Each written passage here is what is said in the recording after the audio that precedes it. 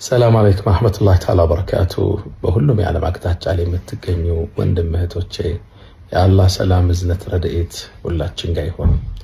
ወኢዛ መሪቱ ፈሁወ የሽፊኒ አላህ ሱብሓነሁ ወተዓላ ቁርአን ውስጥ ስታመም የሚያድነኝ አላህ ነው ማለታቸውን ነቢዩላህ ኢብራሂም ቁርአን ላይ አውስቶልናል።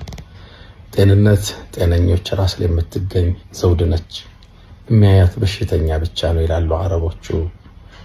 الصحة تاج على رؤوس الأصحاء لا يراها إلا المرضى።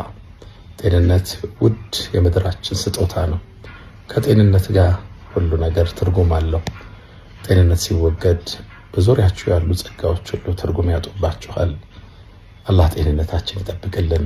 ታዲያ በሰሞኑ በጎበኘኝ ቀለል ባለ በሽታ ላሰባችሁ፣ ለተጨነቃችሁ፣ ለጻፋችሁ፣ ለከተባችሁ፣ ለደወላችሁ፣ መልእክት ለላካችሁ፣ ለተጨነቃችሁ ሁሉ አላህ እናንተንም ከዚች ምድርም ከቀጣዩም ዓለም ጭንቀት አላህ ሰላም ያደርጋችሁ። የከበረ ሰላምታይና ክብሬ ለእናንተ ይድረስ። አላህ በኸይር ያውሳችሁ፣ አላህ በኸይር ያስታውሳችሁ። አሁን በጥሩ ጤንነት ላይ እገኛለሁ።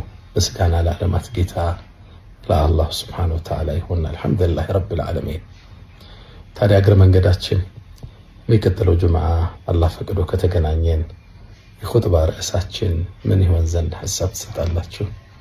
አመሰግናለሁ። ሰላም አለይኩም።